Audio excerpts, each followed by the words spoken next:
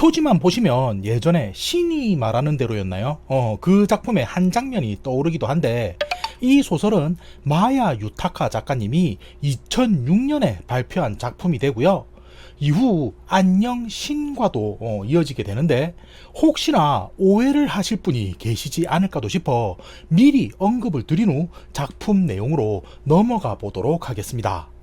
그리고 또 하나 말씀을 드리자면, 이 소설은 장르가 이야미스 혹은 안티 미스터리에 속하기 때문에 일부 보시면서 불쾌할 수도 있는 요소는 제가 최대한 축약하는 과정에서 이야기 진행에 무리가 없도록 생략했다는 점 알려드렸으면 하고요. 그럼 어떤 이야기인지 이제부터 본격적으로 시작해보자면, 가미후리라는 곳에서는 2달 전부터 길고양이들이 토막나 살해되는 사건이 발생하고 있다고 이야기가 되고요. 이제 갓 10살이 된 소년 요시오가 아직 범인에 대해 뭔가 알아낸 사실이 없나요? 하며 형사인 아버지에게 물어보자, 곁에 있던 어머니는 어이 요시오, 그만하지 못하겠니? 하며 집에서는 그런 이야기를 하지 마라 말리는 모습을 보여주게 됩니다. 그러니까 이 집의 구성원은 3명이고 그중 아버지는 형사라는 걸 알 수가 있는 건데, 암튼 어린 요시오가 유독 이 사건에 대해 신경을 쓰고 있는 이유는 자신이 남몰래 좋아하고 있는 미치루라는 이름의 여자아이가 최근 키우던 고양이가 돌아오지 않는다며 슬퍼하고 있었기 때문이었고요. 이후 토막난 자네가 워낙에 잔인해 그 형태는 알아보지 못했지만 하이디라고 적힌 고양이 목걸이가 숲풀 근처에서 발견되어 이를 본 요시오는 미치루가 기르던 고양이도 결국 당하고 말았구나 하며 안타까워하는 마음을 가지게 되었기 때문이었습니다. 헌데 아버지로부터 딱히 사건에 대해 진전되었다는 이야기를 듣지 못하게 되자 실망한 요시오는 자신의 방으로 돌아가며 이번에야말로 진짜 하마다 탐정단이 나서야 될 때인가 하는 생각을 가지게 되는데, 자, 그럼 여기서 이 하마다 탐정단이라는 게 무엇인지 설명을 드리자면, 같은 반 친구인 다카시가 리더고 자신과 미치루가 대원 중 하나로 있는 나름 진지한 자경단 같은 개념이고요.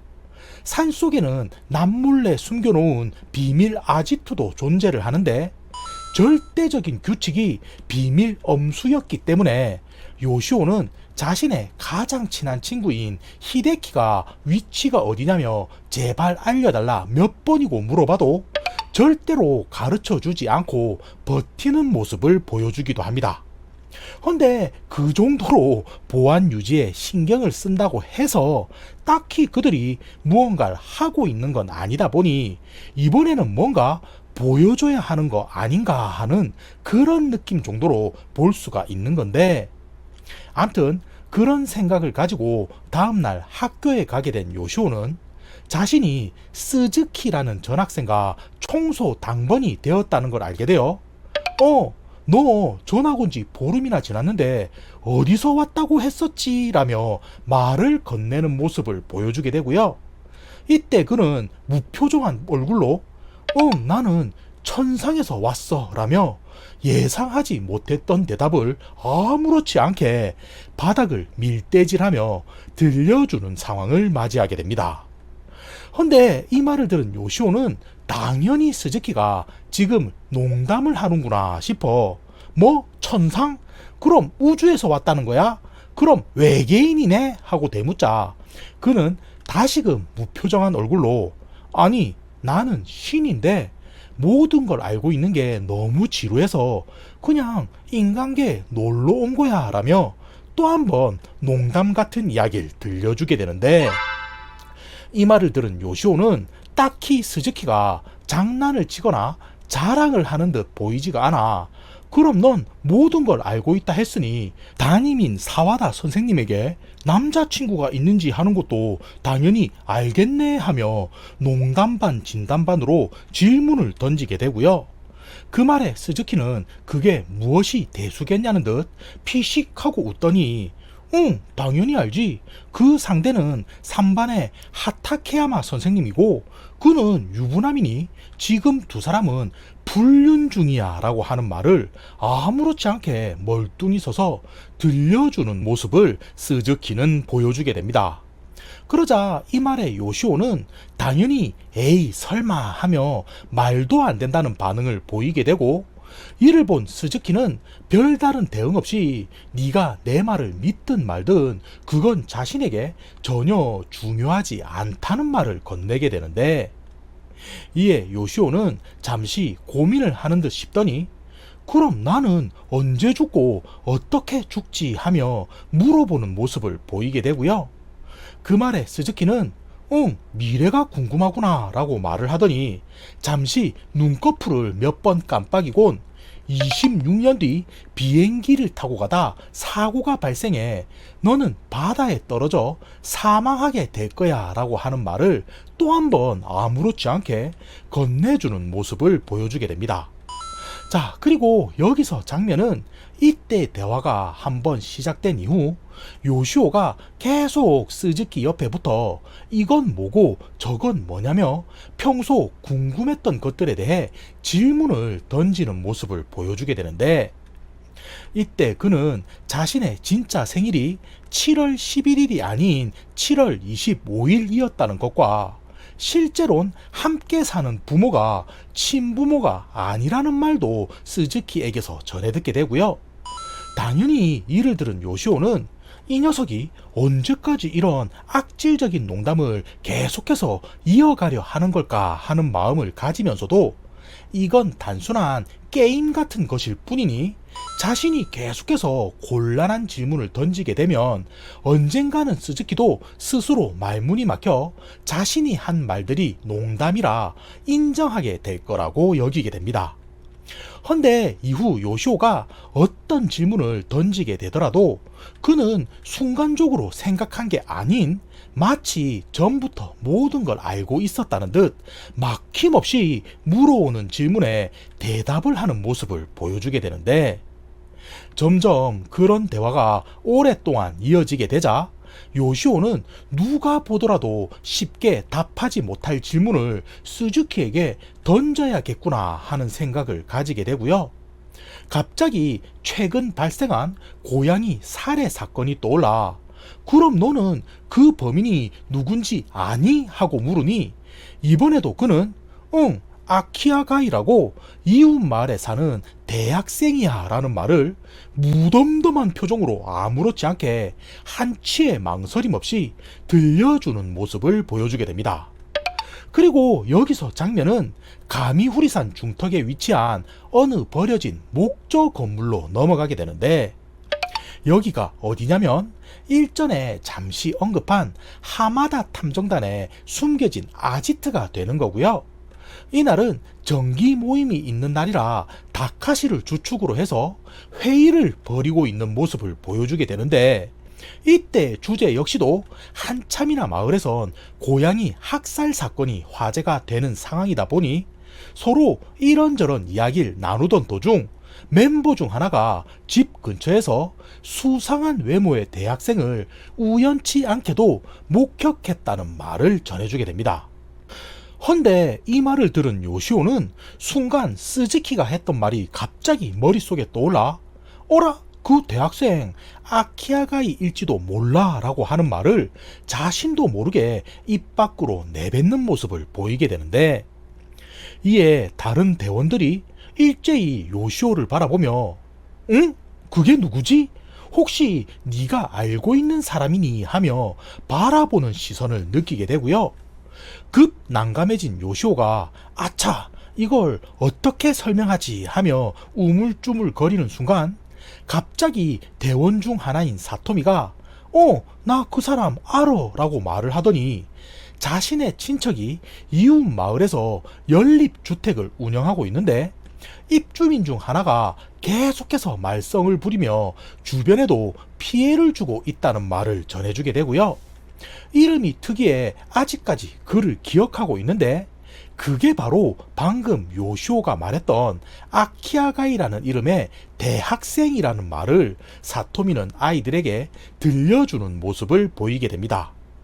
그러자 이 말을 들은 다카시가 지금껏 발생한 사건들은 모두 마을 남쪽 지역에서 벌어졌는데 그자가 살고 있는 이웃 마을 역시 인접한 장소에 위치해 있는 걸로 보아 이건 우연이라고만 치부하기엔 힘들지 않겠냐는 말을 덧붙이게 되고요. 이후 그를 한번 찾아가 보자며 아이들이 모여 연립주택 근처까지 도착을 하는 모습을 보이게 되는데 문제는 막상 오고 나서 생각을 해보니 딱히 그를 범인이라 단정할 증거가 나온 게 아니었던지라 이제는 어떻게 해야 하느냐며 막막해하는 모습을 보이게 됩니다. 헌데 이때 곁을 지나던 사토미의 사촌 오빠가 너희들 지금 여기서 무엇을 하는 거냐 하며 물어보더니 지금껏 있었던 고양이 살해 사건에 대해 이야기를 듣곤 지금 바로 달려가 자신에게 하이디의 목걸이를 전달해 달라는 말을 하게 되는데 자, 이게 무슨 말이냐면 자신이 마치 아키아가이의 집 앞에서 그것을 발견한 듯 거짓 증언을 해 경찰에 범인이라며 신고를 하겠다는 말이 되는 거고요. 이 말을 들은 요시오는 아무리 그래도 증거 조작을 한다는 게 옳은 일일까 하는 생각을 가지긴 했지만 얼마 지나지 않아 그 역시도 이 또한 정의구현의 한 가지 방법이라며 자신을 다독인 후 아이들과 함께 의견을 모아 사토미의 오빠에게 하이디의 목걸이를 전달하는 모습을 보여주게 됩니다.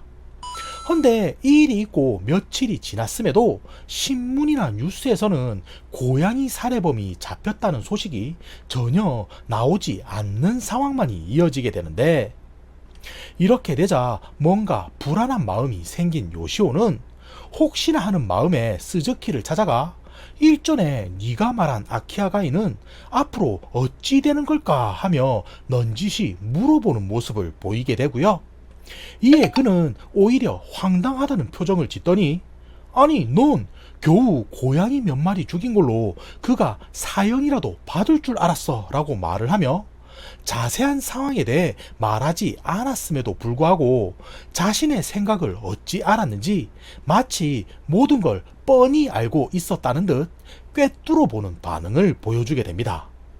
그러자 이 말을 들은 요시오는 아니 만약에 네가 진짜 신이라면 오히려 나서서 죄를 지은 사람에게 천벌을 내려야 하는 게 아니겠냐는 말을 전하게 되는데 이에 스즈키는 오히려 그런 반응의 요시오가 재밌다는 듯 바라보더니 아니 신이 왜 인간의 말을 들어줘야 하지 라고 하며 그런 건 자신과 전혀 상관이 없다는 반응을 보이게 되고요.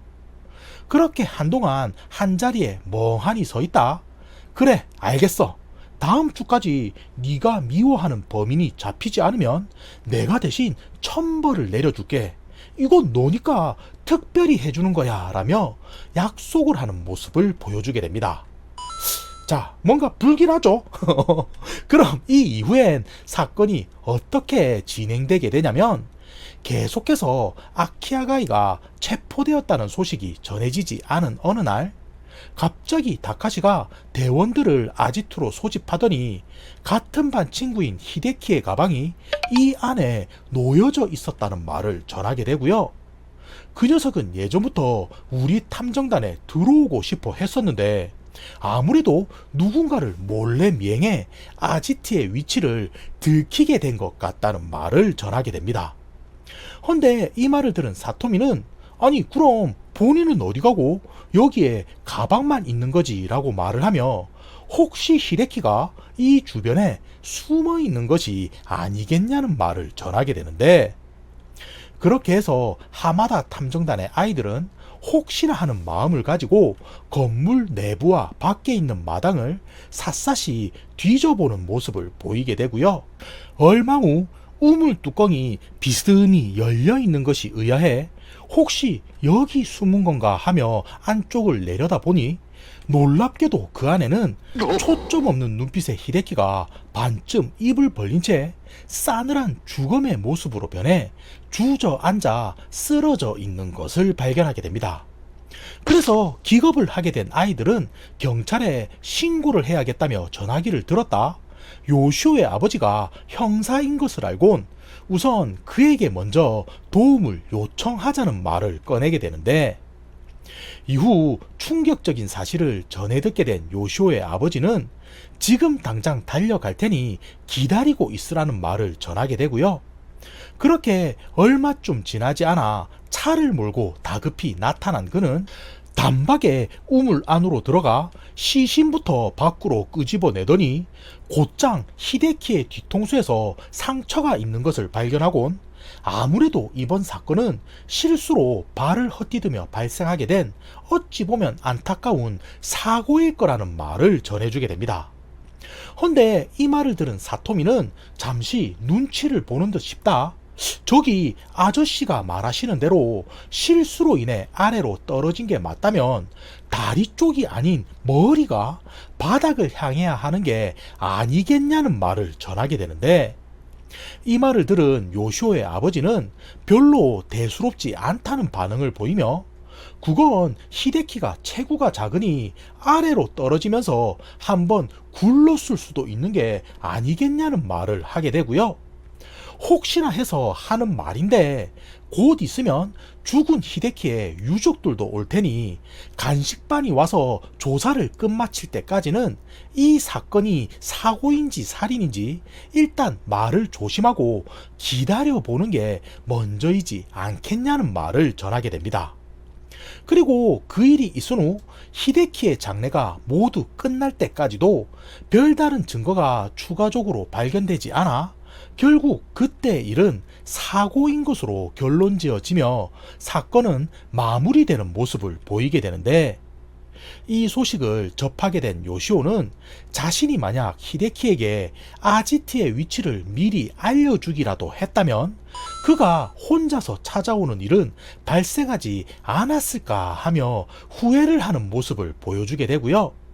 아버지와 경찰들은 이번 죽음을 두고 우연히 발생한 사고일 거라고 이야기를 하지만 그건 증거가 발견되지 않아서 그런 것일 뿐 분명 이 사건은 자신들이 모함을 한 것에 대해 앙심을 품은 아키야가이가 몰래 이곳까지 찾아왔다 때마침 친구인 히데키를 발견하게 되곤 그를 하마다 탐정단으로 오인해 우발적으로 살해한 후 달아나 버린 사건이 아닐까라며 의심하는 모습을 보여주게 됩니다. 그래서 스즈키를 찾아가 혹시나 하는 마음으로 너는 히데키의 죽음에 대해 뭔가 알고 있니? 하며 요시오는 물어보게 되는데, 이 말에 그는 어이가 없을 정도로 덤덤히 히데키는 다른 곳에서 살해당한 후 우물 안에 떨어뜨려진 거라 근처에서 증거가 발견되지 않은 거야 라고 대답을 하게 되고요. 이에 깜짝 놀란 요시오가 아니 그럼 넌 범인이 누군지도 알겠네 하고 물으니 지금껏 한 번도 그런 반응을 보이지 않던 스즈키가 왜 알아서 뭐하게 신고라도 하려고 라고 말을 하며 무언가 냉소적인 태도로 대답을 회피하는 모습을 보여주게 됩니다.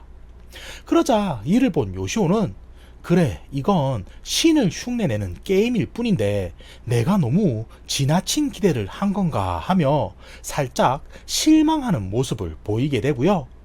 그렇게 속으로 그래 네가 범인을 어찌 알겠어 라며 돌아서려 하자 스즈키는 아직도 미련을 못 버렸는지 범인은 너랑 같은 초등학생이야 라고 말을 하며 계속해서 게임을 이어가려는 모습을 보이게 됩니다.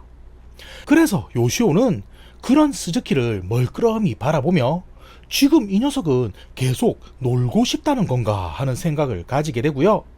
그래 그럼 내가 일전에 1000벌을 내려달라 부탁을 했었는데 그 대상을 고양이 살해범이 아닌 히데키 살인범으로 바꿔줄 수도 있겠니? 라고 말을 하자 이에 스즈키는 또 한번 물론이지 그건 간단해 라며 마치 자신이 신인 양 대수롭지 않다는 반응을 보여주게 됩니다.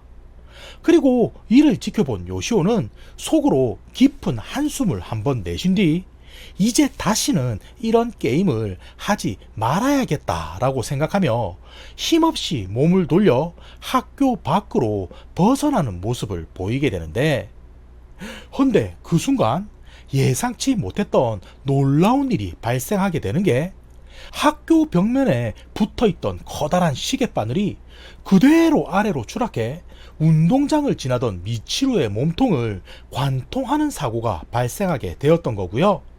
이를 본 요시오는 방금 스즈키가 범인은 초등학생이라 했는데 이 또한 그가 말한 천벌인가 하는 생각에 갑자기 정신이 아찔해지며 자리에서 쓰러지는 모습을 보여주게 됩니다. 그리고 다시 정신을 차려보니 시간은 어느덧 사흘이나 지나 있는 상태였는데, 그럼에도 요시오의 머릿속은 스즈키의 말이 모두 사실이었던 건가 하는 생각에 마음을 가누지 못하고 혼란스럽기만 한 상황이었고요. 결국 진짜 그가 신인 건가 하는 걸 확인하고 싶었던 요시오는 조심스레 곁에 있는 어머니에게 혹시 나는 친아들이 아니었나요? 하는 예상치 못한 질문을 건네는 모습을 보여주게 됩니다. 그리고 몇 초 지나지도 않아 어머니의 눈동자가 강하게 흔들리는 걸 보곤 스즈키가 한 말이 모두 사실이었구나 하며 그가 신이었음을 인정하는 모습을 보여주게 되는데, 이 일이 있고 얼마 뒤 다시 스즈키를 만나게 된 요시오는 이제는 너를 믿어 범인이 미치루였다니 하며 고개를 떨구는 모습을 보여주게 되고요. 이에 신이 내가 왜 진실을 말해주기 곤란해 했는지 알겠니? 싶은 표정을 지어 보이자 요시오는 그런 그를 잠시 바라보다 헌데 하나 걸리는 게 있는 게, 왜 미치루는 그 시간에 숲속 아지트에 있었던 걸까 하는 말을 건네게 되고요. 생각해 봤는데 어찌저찌 해서 히데키를 죽일 순 있다 손 치더라도 과연 혼자서 시신을 우물까지 가져가 빠뜨리는 게 가능했을까라고 말을 하며, 혹시 그때 그녀는 누군가와 그곳에 함께 있었던 거고 두 사람이서 이번 사건을 조작한 게 아닐까라는 말을 건네게 됩니다. 그러자 이 말을 들은 신은 알 수 없는 표정으로 요시오를 바라보다 조용히 고개를 끄덕여 그의 말이 사실임을 인정하는 모습을 보이게 되는데, 이에 요시오가 어느 정도 예상했다는 듯 복잡한 표정을 지어 보이자 신은 그를 향해 나는 지금껏 너와 나누는 대화가 정말 즐거웠어 라는 말을 건네게 되고요. 그래서 나름 보답이라는 걸 하고 싶은데 혹시 넌 지금 그자도 천벌을 받길 원하니? 라고 묻자 요시오는 조용히 고개를 끄덕이며 불안한 마음을 다잡는 모습을 보여주게 됩니다. 그리고 여기서 장면은 요시오가 11번째 생일을 맞이하여 그의 집에서 조촐한 파티가 열리고 있는 모습을 보여주게 되는데, 이때 갑자기 케이크 촛불이 급격히 솟아오르며 주변으로까지 불길이 옮겨 붙는 모습을 보여주게 되고요. 이를 본 요시오는 속으로 역시 라며 이제 천벌이 벌어지는 건가 하는 생각에 조용히 눈을 감고 결과를 기다리는 모습을 보여주게 됩니다. 자, 그럼 이게 어찌된 상황인지 이제부터 설명을 드려볼 텐데, 요시오는 히데키가 죽고 난 후 정황상 충분히 살해당한 걸 수도 있는 시신을 보고 아버지가 사고라고 단정 짓는 것에 무언가 이상하다며 의문을 가지고 있었던 상황이 되는 거고요. 이후 신으로부터 공범이 있었다는 것도 확인을 받게 되자 그날 미치로는 아버지와 함께 숲속 아지트에서 어떤 부끄러운 행동을 몰래 벌이던 도중 히데키가 우연히 그 장면을 목격하게 되자 당황한 나머지 살해한 거라 확신하고 있었기 때문이었습니다. 자, 그리고 눈앞에서 불길이 치솟자 이게 바로 천벌이구나 하며 자신은 26년 뒤에 죽는다는 걸 알고 있었기에 두 눈을 질끔 감고 결과를 기다리는 모습인 건데, 여기서 예상치 못하게도 집안으로 번진 불길은 아버지를 삥 하고 돌아 벽면까지 옮겨 붙는 모습을 보여주게 되고요. 갑자기 어머니를 향해 화마가 덮치더니 한순간 화염에 휩싸여 불타오르는 모습을 보여주게 됩니다. 그리고 이를 본 요시오는 지금 벌어지고 있는 상황을 도저히 인정할 수 없었지만, 이게 진실이라면 어머니를 살리려 뛰어든들 절대로 구할 수는 없다는 것을 떠올리게 되고, 왜 자신이 친아들이 아니었을까 하는 것도 어느 정도 깨닫는 모습을 보여주며 이 이야기는 마무리가 지어지게 됩니다. 끝.